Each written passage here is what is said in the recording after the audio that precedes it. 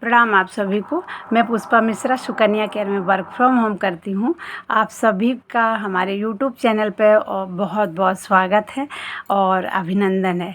आपको यूट्यूब देखने के लिए आपको बहुत बहुत हृदय से आभार है। और आप सभी लोग खुद भी स्वस्थ रहिए और अपने लोगों को भी स्वस्थ रखिए। तो इसलिए हमारा वीडियो देखने के लिए और शेयर करने के लिए आप सभी को बहुत बहुत धन्यवाद है।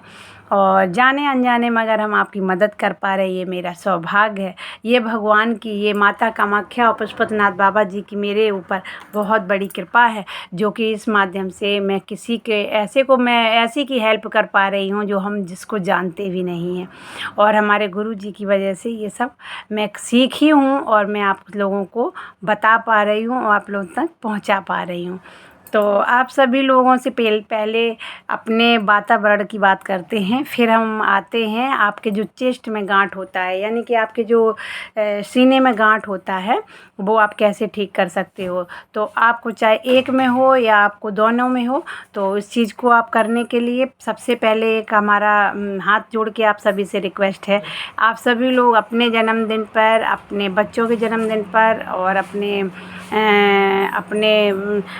एनिवर्सरी पर, अपने माता पिता की पुण्यतिथि पर और जो भी आप प्रोग्राम करते हैं उस पर एक पेड़ ज़रूर लगाएं। उस पेड़ को लगाने का मतलब ये है कि पेड़ को लगाएं और उसको परवरिश करें, अपने बच्चे की तरह उसको बड़ा करें।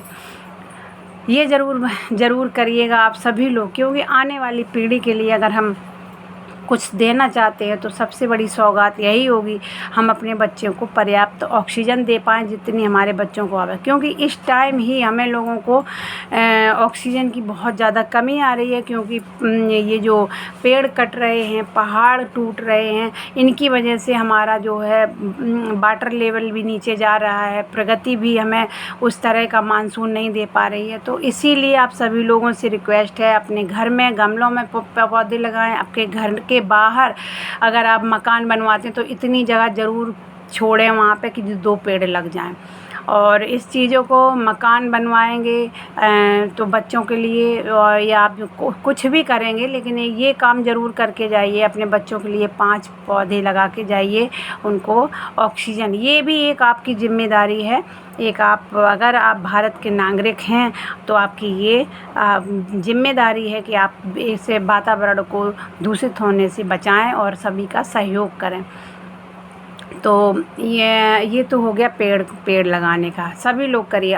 मान के चलिए अगर आपका बच्चे का जन्मदिन है और आप जन्मदिन पे एक पेड़ लगा करके उसको बड़ा कर दे, फिर अपने बच्चे की प्रोग्रेस देखिएगा, कितना आपका बच्चा प्रोग्रेस करेगा। जैसा वो पेड़ बढ़ेगा वैसा ही आपका बच्चा आगे की ओर प्रोग्रेस करेगा। ये 100% ये बात है और इसको ज़रूर सभी लोग करिएगा। दूसरा, चलिए हम अब आते हैं अपने पॉइंट पे। तो आपके जो चेस्ट में गांठ हो जाती हैं और डॉक्टर बोल देते हैं कि ऑपरेशन कराना है, ऑपरेशन नहीं कराना है। कुछ महिलाओं को ये गांठ हो जाती है कैल्शियम की कमी से भी होती है। कैल्शियम जब कम होता है तो कैल्शियम की भी गांठ बन जाती हैं। तो आपको क्या करना है, इन गांठ के लिए हमारा जो सुकन्या केयर का सैनिटरी नैपकिन है उसको यूज करना है। आप लोग ये सोचते होंगे कि हर जगह पे सुकन्या केयर का सैनिटरी नैपकिन कैसे काम करता है। हमारा सुकन्या केयर का जो सैनिटरी नैपकिन काम नहीं करता है, वो तो सिर्फ पीरियड में यूज करते हैं तो उसका ब्लड सूखता है और अपना काम करता है। लेकिन जो उसमें एनाइन चिप लगी है वो एक मेडिसिन पाउच है, मतलब एक मेडिसिन का काम करती है। उसमें एक जो इंट्रोडियन फेराइड है वो एक पीएच वैल्यू को कंट्रोल, यानी कि वो एक उसका काम करता है। जैसे हमारे दवाइयों के साथ में एंटीबायोटिक चलती है तो वो एक एंटीबायोटिक का काम करता है हमारा, तो उसमें वो एंटीबायोटिक हर दवाई के साथ में दी जाती है। तो ऐसे ही हमारा ये हर बीमारी में काम करता है। और हमारा जब बॉडी का पीएच वैल्यू गड़बड़ होता है तभी ये हमें बीमारियां होती हैं। तो इसीलिए हम इसको, हमारी जो पीएच वैल्यू कंट्रोल करता है ये हमारा एनाइन चिप, तो ये इसीलिए हमारी हर दवाइयों में काम करता है। आपको क्या करना है, कैस्टर ऑयल तेल आपको मेडिकल पे उपलब्ध हो जाएगा। आप कैस्टर ऑयल तेल मंगाइएगा और उसको थोड़ा सा चम्मच में लीजिए, उस चम्मच में गुनगुना करिए, उसको हल्का गुनगुना।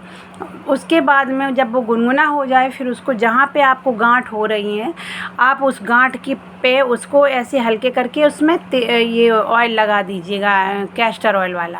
तेल लगाने के बाद में उसके बाद में फिर वो हमारे जो पैड में एनाइन चिप निकलती है, ब्लू कलर की होती है, उसको आप निकाल लीजिए उसमें से और उसको पानी में गीला करिए। पानी में गीला क्यों करना है?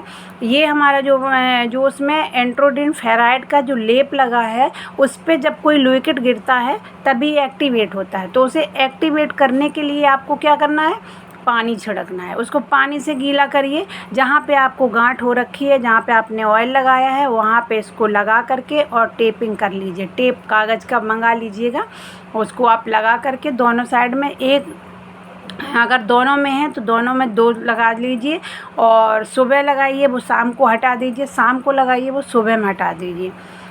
ये आपका लगाने का हो गया। एक आप नाभि में कैस्टर ऑयल लगा करके इसको यूज करिएगा, क्योंकि नाभि क्या है? एक हमारा सेंटर है। हमारी नसों का जो जॉइंट है, गुच्छे हैं, वो हमारी नाभि में हुआ। हमारे जो 7 चक्र होते हैं, उन चक्रों पे, वो चक्र क्या हैं? हमारी नसों, जो हमारी पूरी बॉडी में 372 जो नसें होती हैं, वो सब एक जगह पे कहीं ना कहीं जुड़ती हैं। जैसे मान लीजिए बिजली का ट्रांसफार्मर है और वहाँ से हर जगह के लिए लाइट जाती है, वैसे ही हमारे ये चक्र हैं, जो हमारा मणिपुर है और आज्ञा चक्र है, कंठ चक्र है, ये चक्र हमारे सब यही काम करते हैं।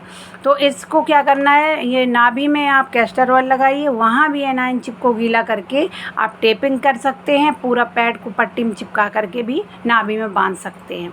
इसको लगाइए। ये भी 3 बार सुबह शाम लगाना है, आप इसको करिएगा। दूसरा, आपको पीने के लिए एक पानी है, जो रात में आप इसको रख दीजिए, मेथी दाना डाल के रख दीजिएगा और 3 लौंग डाल के रख दीजिएगा, थोड़ा सा अजवाइन डाल के रख दीजिएगा और सुबह में उसी पानी को आप उठिएगा।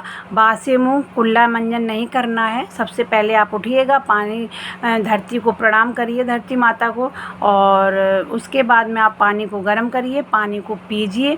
पानी में इसको गुनगुना, हल्का गुनगुना करना है। ऐसे नहीं कि आप एकदम से पी लें, घूंट घूंट करके पानी पिएं।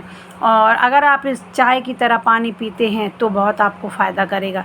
उसमें आप क्या करिए? गुनगुना करिए, उसमें हल्दी 3 चुटकी डालिएगा और आप उसको में नींबू निचोड़िएगा और आप उसको सुबह घूंट घूंट करके पी लीजिएगा।